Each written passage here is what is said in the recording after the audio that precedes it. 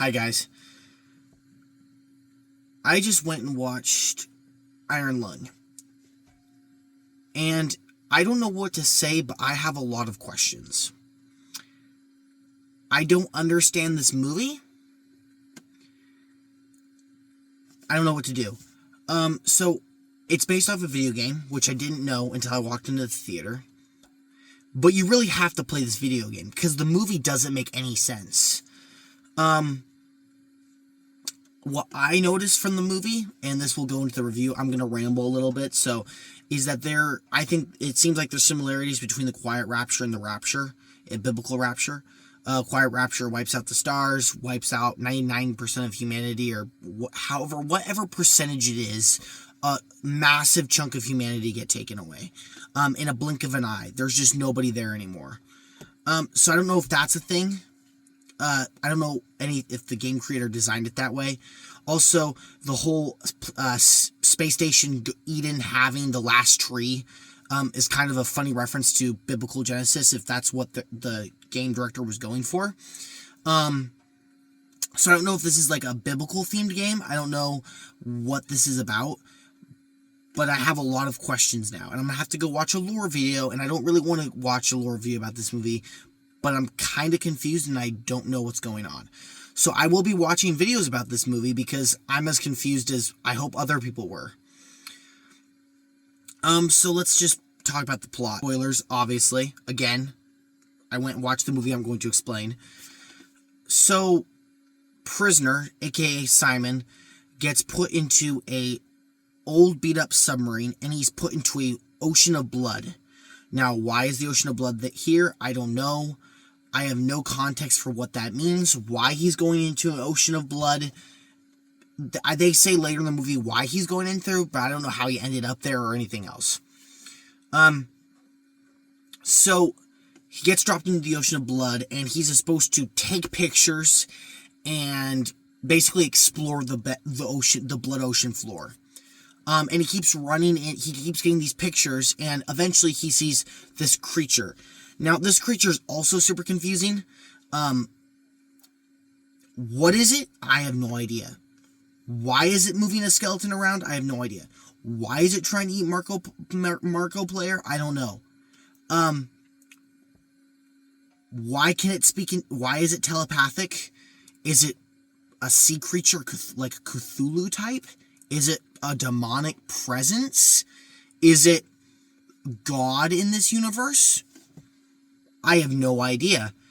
Somehow it can speak telepathically with Markiplier.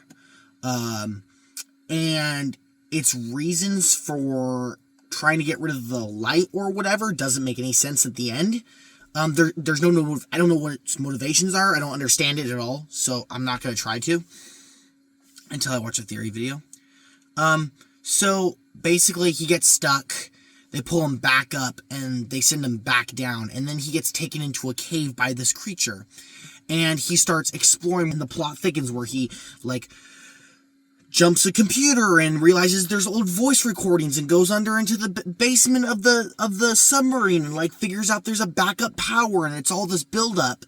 And then he gets back out of the cave system and finds a wrecked submarine and it has data on it, and somehow the computer transfers the data over.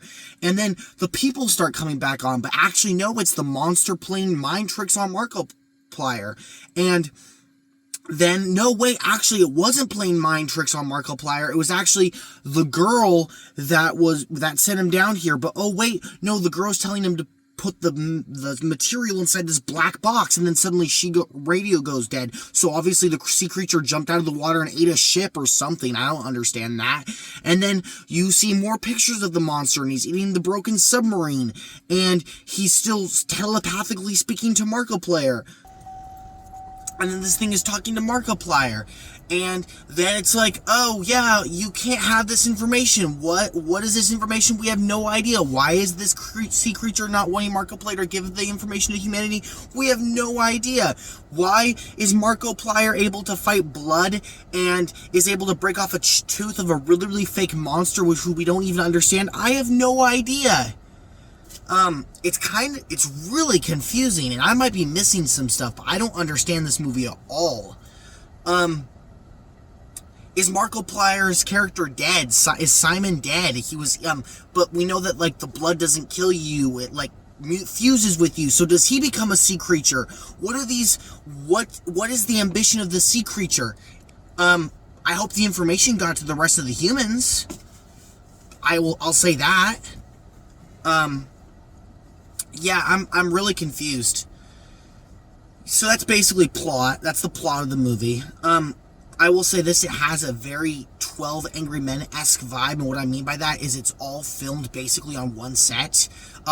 12 Angry Men was filmed in a little room, obviously, where the 12 guys sat, and then there was the bathroom scene, and the courtroom scene, like, just at the beginning. This movie has kind of 3 sets as well.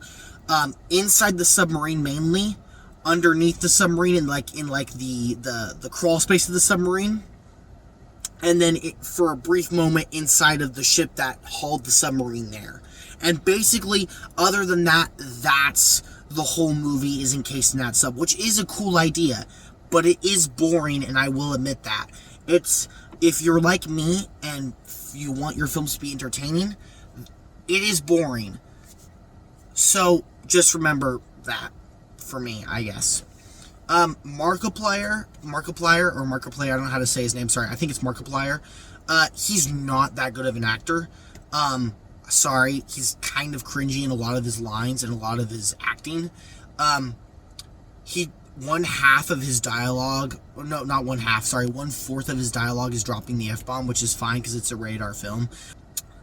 The set looks decent. I don't know the budget of Iron Lung, but the set looked interesting and decent, I will say that. The other voice actors or other people on screen are fine. Nothing really interesting, nothing really sticks out. Again, the visual of this movie is good. There's a lot of red, and I'm going to make a joke because I think it's funny.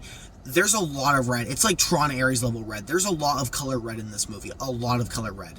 Like, it's Tron Ares throw up red, so much color red in your face, and it's hilarious to watch. There's just a lot of red, because it's blood, obviously, but it's a joke, and I want to make the joke, so leave me alone. Visually, it's fine. It's like if I took a bucket of red paint and threw it against a wall, and then put Markiplier in the video, I guess, would be a definition of this movie. And I'm hard on this movie because I don't see a point to it, and I'm confused. So I'm going to have to go watch a lore video, like I was saying, because I don't understand what this movie is about. So now that I've ranted for 8.5 minutes, and you've probably only watched about 30 seconds, what would I rate this movie out of 5 stars? Because obviously I'm going to put this on my Letterboxd, and obviously I'm going to put this on my YouTube, and obviously I'm going to put this on my Instagram.